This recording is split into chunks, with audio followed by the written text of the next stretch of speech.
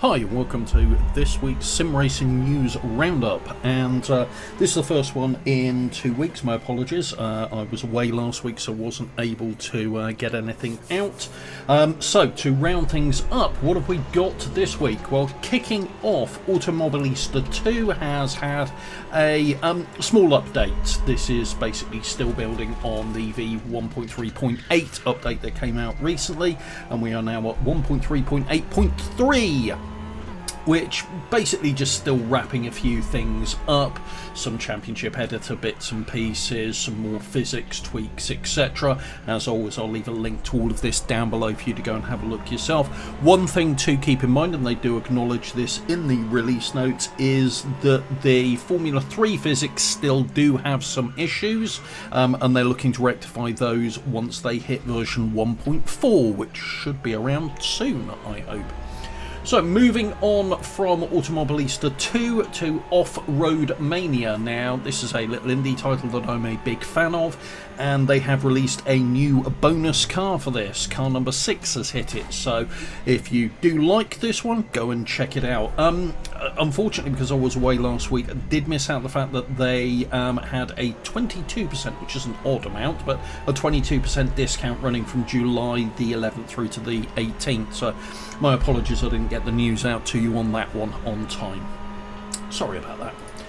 We've then got some big things around Forza Horizon 5. So first of all, Series 10 update is out, which adds a whole load of new stuff to Forza Horizon 5. The main one being they are now carrying the license to the full electric Extreme E SUV. So this is an electric off-road extreme racing series in reality, and Forza Horizon 5 has got the license for that. So there's a load of new events around that. All of the cars are in there, so a lot to play around with regard to the Formula E.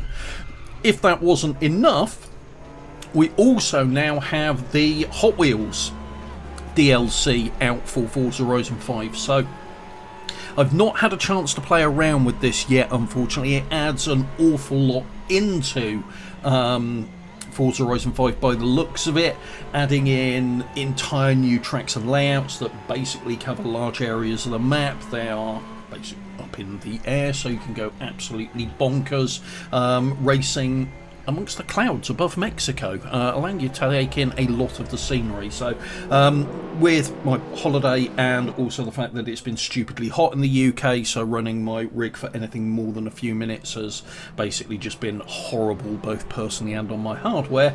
I've not had a chance to have a look at this, but I will be peeking into it because it just looks fun, quite frankly, and it'll be an interesting one to compare with the flawed but conflicting me Hot Wheels Unleashed, which I really liked as a game, and I really disliked in the manner in which they handled the DLC, the season passes, and the monetization around it. So I'm hoping for a bit more out of Forza Horizon 5 along those lines, even though it is a very different take on Hot Wheels.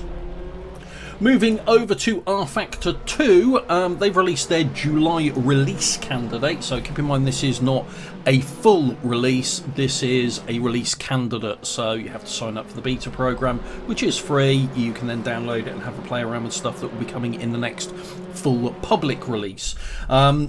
As always, link down below, but the main things that they've improved in this, it's looking at physics improvements around dynamic track temperature, ABS and traction control, tender springs, and a load of other new stuff around that. So go and have a look at that. It's also worth pointing out at the time of recording this, the 22nd of July, RFactor 2 is 75% off the base game, so you can pick it up for about £6.50 at the present moment. Which is a bit of a bargain, in all honesty. There's also been a hotfix around RFactor 2 as well. This mainly is addressing outstanding issues that existed around the Formula Pro, the 2 licensed BTCC cars, so the Infiniti Q50 and the Toyota Corolla. So it's mainly tweaks and updates around those 3 cars. So if you've got those 3 cars, make sure you've got that update installed, because it does fix a few things around there. Some of it is physics related, some of it's AI related. It's a whole load of stuff. As always, take a look at the patch notes to see what's affected it. And then finally, RaceRoom have announced that another track is coming to the title very soon. They don't qualify what very soon means, but basically we are getting Donington Park. They teased an image earlier this week and then confirmed it yesterday that, yep, we are getting Donington Park. So this is a really nice addition to RaceRoom, particularly with RaceRoom's heavy focus around touring cars. Donington Park is a track which is synonymous with touring cars, particularly if you live in the UK.